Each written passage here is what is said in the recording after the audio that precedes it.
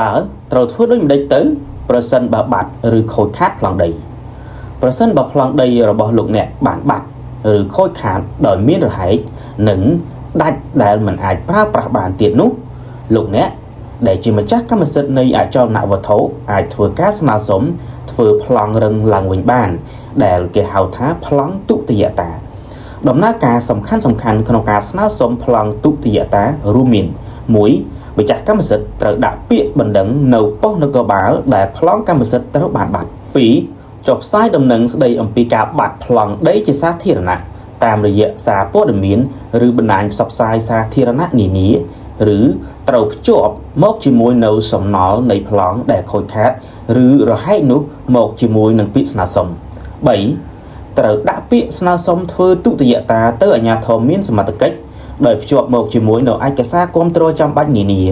4. បន្ទាប់ពីទទួលបានពាក្យសុំខាងលើត្រឹមត្រូវហើយនោះអាជ្ញាធរមានសមត្ថកិច្ចនឹងធ្វើការប្រកាសបិទផ្សាយចំនួន 2 លើកចំពោះការស្នើសុំខាងលើនេះក្រោយពីការផ្សាយខាងលើប្រសិនបើមិនមានការតវ៉ាណាមួយពាក់ព័ន្ធនឹងការស្នើសុំខាងលើនោះទេ